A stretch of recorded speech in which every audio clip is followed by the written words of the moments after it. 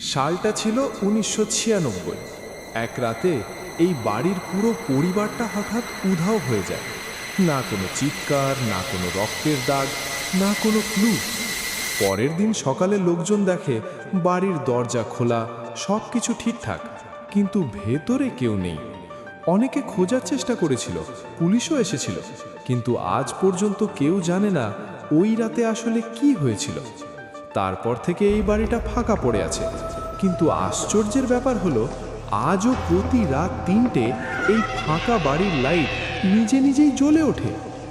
আমি এসব বিশ্বাস করতাম না, তাই একদিন নিজেই ঠিক করলাম সত্যিটা জানতে হবে।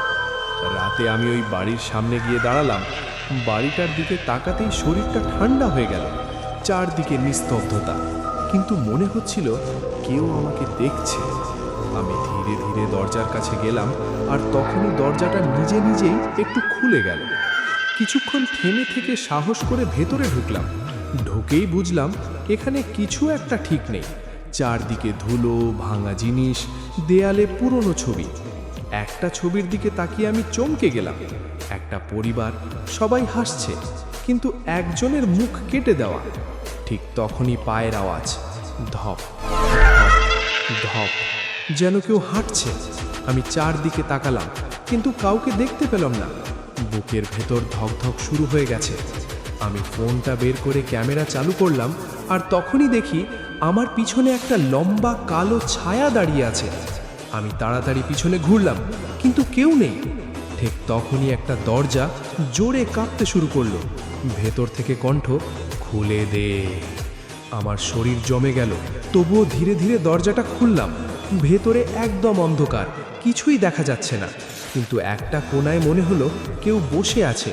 সে ধীরে মাথা তুলল, ফাঁকা চোখ, অদ্ভুত হাসি। সে বলল, তুই এখানে আসার কথা ছিল না। এই বাড়িতে যারা আসে তারা আর ফিরে যায় না। ঠিক তখনই চারদিক থেকে অন্ধকার ছায়া আমার দিকে এগিয়ে আসতে লাগলো। আমি চিৎকার করে বললাম, আমাকে যেতে দাও। হঠাৎ সব লাইট নিভে গেল। চারদিক অন্ধকার, কিছুই দেখতে পাচ্ছিলাম না। শুধু মনে হচ্ছিল কেউ খুব কাছে দাঁড়িয়ে আছে। তারপর সব কিছু চুপ। যখন আমি চোখ খুললাম, বুঝলাম আমি এখনো ওই বাড়ির ভেতরেই আছি। আর তখনই বুঝলাম আমি একা না, কারণ ঠিক আমার পিছনে কেউ দাঁড়িয়ে আছে।